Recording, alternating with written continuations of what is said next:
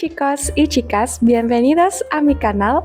Hoy tengo una sorpresa muy especial para ustedes. Si quieres hablar español como un nativo, pero no tienes mucho tiempo para aprender español, este video es para ti. Hoy voy a compartir 5 hábitos diarios muy simples pero muy efectivos para aprender español. ¿Están listas? Vamos a empezar. Oke guys, welcome back to my digital journal. Or if you're new here, welcome. Tonton video ini sampai akhir ya, karena di video ini aku bakal ngasih 5 habit kecil yang biasa aku pakai sehingga aku bisa jago bahasa Spanyol.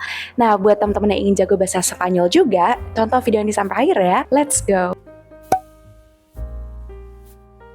Kita mulai dari habit number 1, yaitu adalah quiz and warm up, atau disebut sebagai the brain starter.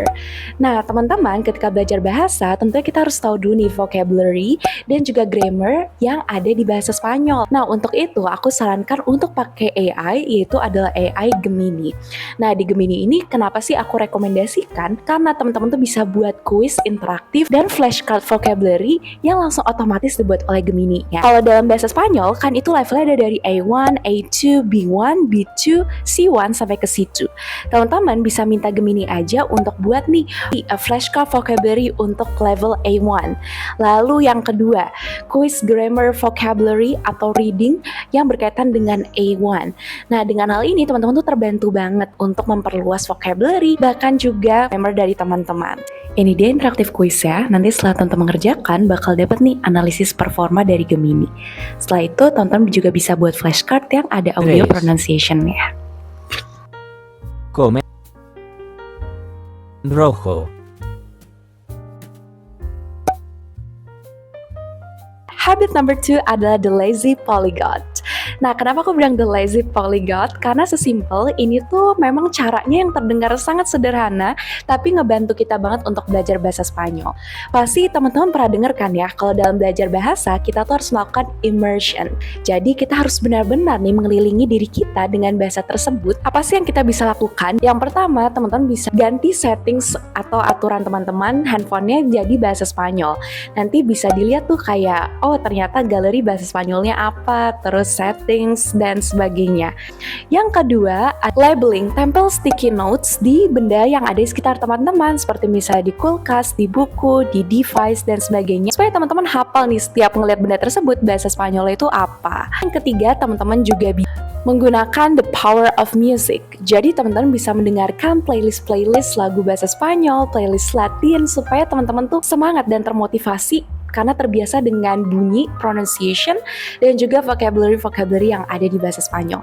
Di sini aku udah ada playlistnya, jadi teman-teman bisa klik link my description untuk playlist immersion bahasa Spanyolnya. Habit number 3 di sini ada comprehensible input. Jadi ketika teman-teman belajar bahasa, teman-teman tuh jangan langsung loncat ke level yang sulit. Misalnya mendengarkan podcast yang sulit, film yang kita nggak tahu sama sekali tuh arti vocabulary-nya. Itu jangan, tapi pastikan teman-teman tuh memilih media yang mana teman-teman tuh sudah 60-70% paham vocabulary atau kata-kata yang dipakai di hal tersebut. Ini akan membuat teman-teman tuh masih jago, tapi juga menantang atau challenging. Di sini aku ada 3 level rekomendasi yang teman-teman bisa pakai yang ingin melakukan comprehensible input 15 menit tiap harinya. Pertama, kalau teman-teman itu masih level beginner atau pemula, teman-teman bisa menggunakan aplikasi ini, yaitu ada language transfer. Is that words ending in AL tend to come from Latin, so we can make them Spanish. So to give you an example, normal in Spanish is normal. Tapi kalau misalnya teman-teman udah ke level yang kedua, intermediate, bisa loncat ke vlog-vlog yang udah mulai cukup luas vocabularies-nya. Di sini aku ada rekomendasi, channelnya itu adalah Spanish After Hours. Un desayuno español. Es muy fácil. Dan baru level number 3, ini ada level yang hard atau advanced. Teman-teman yang di advanced ini udah bisa menggunakan banyak hal, bisa search vlogs atau film apapun dalam bahasa Spanyol. Ya, habit number 4 adalah output. Teman-teman, bahasa itu adalah komunikasi. Jadi, teman-teman kalau lagi sedang belajar bahasa, teman-teman harus mengekspresikannya dalam bentuk tulisan atau dengan speaking. Kalau misalnya kita hanya sesimpel pasif, misalnya belajar ngapalin vocabulary atau misalnya kita hanya mendengarkan lagu. Itu pasif dan akhirnya kita ketika diminta untuk ngobrol, kita bingung mau ngomong apa gitu jawabnya. Hola, ¿cómo estás?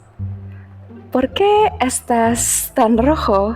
Hola, estoy malu, embarrassing. Estoy muy embarazado. ¿Qué? Embarazado. Pero no estás embarazado, ¿no? Sí. Lo siento. Estoy muy sakit perut, constipated. Estoy muy constipado. A mí, ¿qué me importa tu nariz?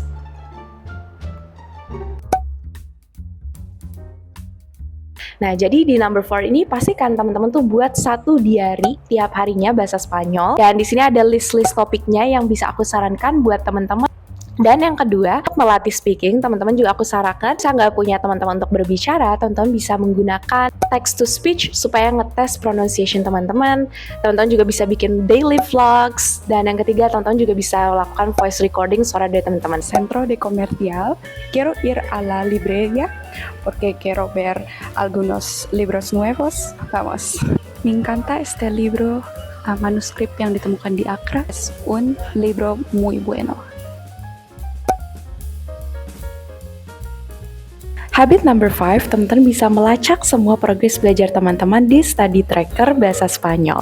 Nah, misalnya seperti teman-teman bisa mencatat nih target tahunan dan bulanan supaya ada target jelasnya apa yang teman-teman ingin capai. Yang kedua, teman-teman juga bisa mencatat study log di tiap subbab materi-materi penting nih untuk bahasa Spanyol tingkat beginner, supaya teman-teman bisa lihat progres belajarnya. Nah, aku juga senang untuk mencatat list Talknet patterns karena sebenarnya vocabulary Inggris sama Spanyol tuh banyak yang mirip di antara keduanya. Teman-teman juga bisa mencatat common vocabularies di planner-nya supaya teman-teman bisa balik lagi nih vocabulary apa yang teman-teman telah capai. Nah, semua itu bisa teman-teman dapatkan di Beginner Spanish Study Planner. Kalau teman-teman ingin, bisa klik link in my description ya. Nah, itu dia teman-teman 5 habit belajar bahasa Spanyol yang bisa ngebantu dan ngeboost bahasa Spanyol teman-teman tuh bisa semakin meroket. Gracias por ver este video. Thank you for watching this video and see you in the next video. Bye bye.